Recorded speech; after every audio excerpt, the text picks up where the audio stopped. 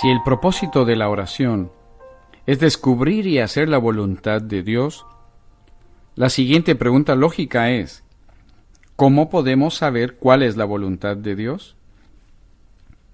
Sería ridículo imaginar que un Dios santo, creador del cielo y la tierra, estuviera dispuesto a hacer por nosotros, como respuesta a nuestras oraciones, alguna cosa que no fuera buena para nuestro presente y futuro, y para que el Señor sea glorificado por ella. De manera que perderemos nuestro tiempo si procuramos hacer que tuerza su voluntad para satisfacer nuestros deseos. Volvamos a la pregunta: ¿cómo podemos saber cuál es su voluntad? ¿Qué esperamos cuando oramos, hágase tu voluntad? ¿Qué esperamos que Él haga?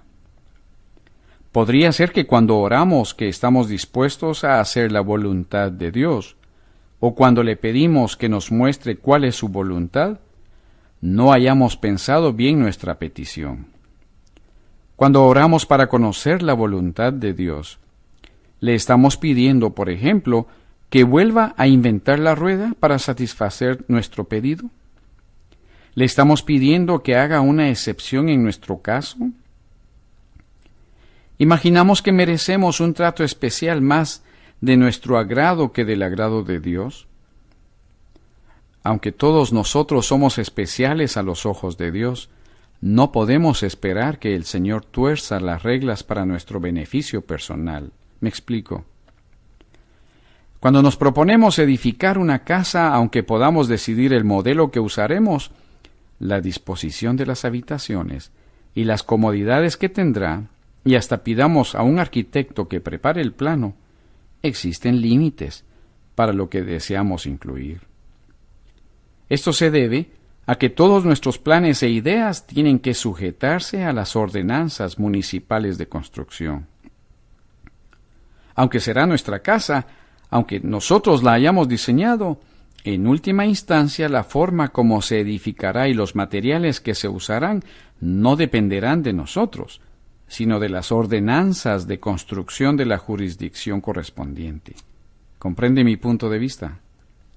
Notemos que ese es el procedimiento seguido cuando oramos a Dios para presentarle nuestros planes. Puede ser que deseemos que Él disponga nuestras vidas de acuerdo con nuestras propias especificaciones, es decir, según el diseño que nosotros mismos hemos preparado.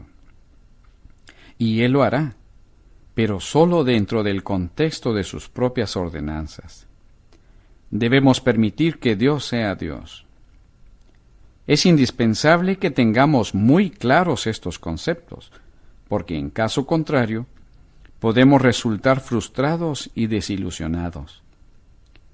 Cuando no tomamos en cuenta a estos asuntos, a veces pensamos que Dios nos ha abandonado o que no escucha nuestras oraciones.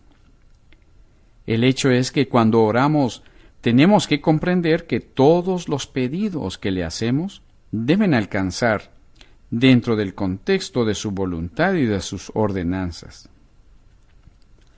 También es necesario que comprendamos que sus ordenanzas no fueron escritas ayer. Y si por ventura pensamos en la posibilidad de excepciones, no debemos pedirlas. El oyente ya habrá comprendido que la Biblia es el libro de ordenanzas de Dios, y que esas ordenanzas tienen prioridad sobre los planes que nosotros hayamos diseñado para nuestra vida. Tenemos que aceptar la Biblia como la voluntad revelada de Dios. Y si estamos orando para que Dios haga por nosotros algo que no armoniza con los principios bíblicos, podemos estar seguros de que estamos perdiendo nuestro tiempo. En cierta ocasión, alguien había invitado al famoso evangelista inglés Charles Spurgeon a un importante acontecimiento social que incluía un banquete. Cuando los comensales se sentaron a la mesa, Spurgeon vio en el centro de la mesa un cerdo asado con una manzana en la boca. El anfitrión pidió a Spurgeon que hiciera la oración para pedir la bendición sobre los alimentos. El evangelista miró el suculento puerco asado que estaba por servirse, cerró los ojos y dijo: Señor, si puedes bendecir lo que ya has maldecido, te ruego que bendigas este alimento. Es posible que la actitud de Spurgeon no haya sido políticamente correcta, pero era totalmente correcta desde el punto de vista teológico. Debemos recordar que perdemos nuestro tiempo y esfuerzo, además de exponernos a la frustración cuando le pedimos a Dios que bendiga lo que ya ha maldecido. Así como una persona que diseña una casa y desea evitar chascos y gastos adicionales, averiguará cuáles son las ordenanzas de construcción y los códigos de zona municipales. De igual modo, nosotros debemos comprender que Dios ya nos ha ahorrado mucho tiempo y dificultades al darnos su palabra, y en forma especial a nuestra iglesia, los escritos del Espíritu de Profecía. Esto significa que cuando lo buscamos en oración, debemos siempre orar dentro del contexto de lo que Él ya nos ha revelado en su palabra. La persona que no se ha preocupado por leer la palabra de Dios no podrá orar eficazmente, sino que sus oraciones serán hechas al azar y producirán escasos resultados. Algunas personas me han dicho que si el Señor quisiera que guardaran el sábado, Él se lo revelaría. Los que piensan así pueden abandonar su preocupación porque Dios ya lo ha revelado a todos por medio de su palabra. Esas personas comenzarán a progresar espiritualmente solo cuando empiecen a orar, pidiendo gracia y fortaleza para obedecer. No me siento a gusto con los que dicen que están esperando que Dios les revele algo en su interior, que les haga oír una voz en su mente con un mensaje. Eso puede ser muy peligroso. Mucha gente supone que Dios no los considera responsables por su comportamiento, a menos que ellos mismos manifiesten su conformidad con lo que está escrito en la Biblia. Creen que una relación obediente con Dios es algo así como un contrato. Si no ha firmado, no es obligatorio. En la década de 1990, prevaleció el concepto según el cual lo que es bueno o malo de alguna actividad, de algún hábito, situación o actitud, es un asunto estrictamente personal. Aunque es cierto que Dios no considera responsables en el mismo grado a todos sus hijos, debemos comprender que es Él quien decide si una persona es responsable por sus acciones y hasta qué punto. Él es el único capaz de hacerlo, porque es el único que puede escudriñar los pensamientos y la conciencia. Cuando leemos la Biblia, debemos hacerlo siempre con el propósito singular de obedecer. Dicho sea de paso, quisiera que todos comprendieran que el espíritu de profecía no fue dado a esta iglesia para confundir nuestras vidas, sino con el fin de evitar que nosotros introduzcamos confusión en ellas. No debemos olvidar que hay cientos de religiones y sectas cristianas que afirman seguir la Biblia. El espíritu de profecía, contrariamente a las creencias de algunos, no es un problema. El problema surge cuando decidimos apartarnos de sus enseñanzas.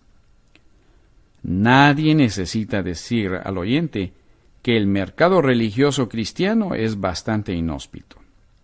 Podríamos pensar que en vista del gran número de religiones en las que milita la gente, es imposible que todas se hayan originado en la misma fuente.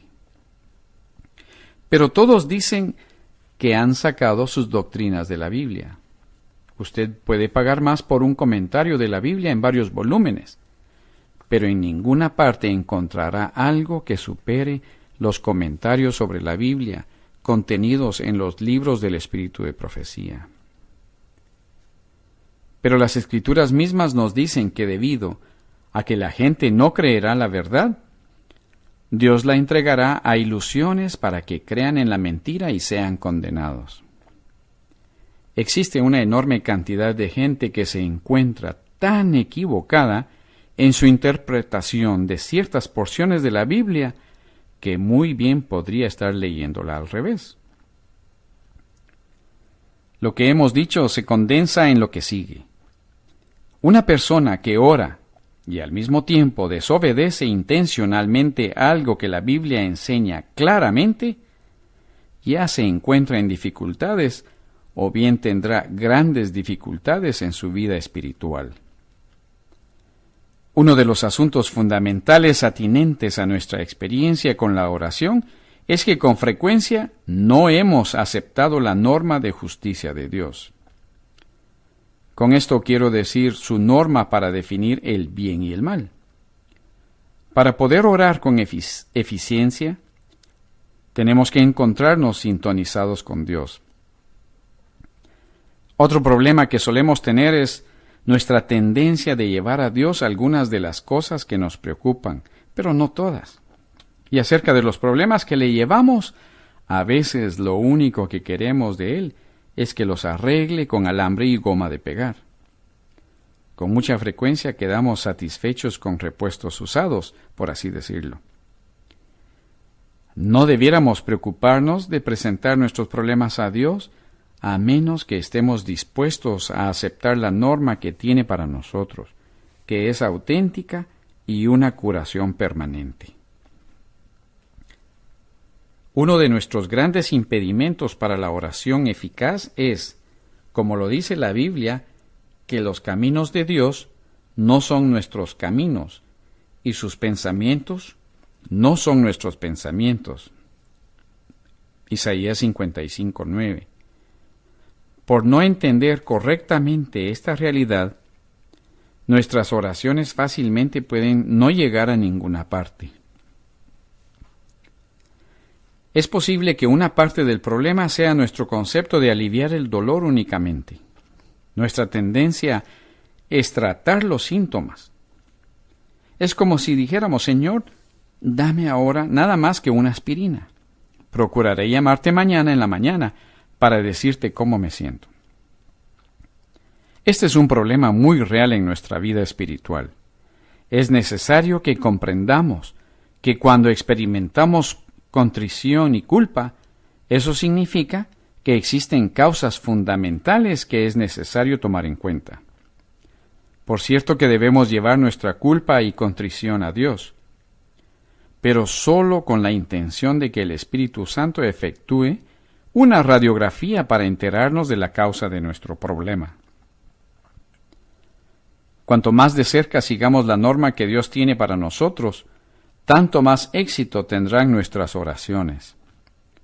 Dios estará satisfecho únicamente cuando quedemos limpios de toda injusticia o maldad. Y también nosotros no debiéramos satisfacernos con nada menos que eso. La Biblia presenta con toda claridad lo que es necesario para que comprendamos cuál es la norma de Dios para nosotros. Esa norma es que seamos formados a la imagen de su Hijo, según Romanos 8:29. Esto significa, damas y caballeros, que Dios no quedará satisfecho con nosotros hasta que seamos como Jesús.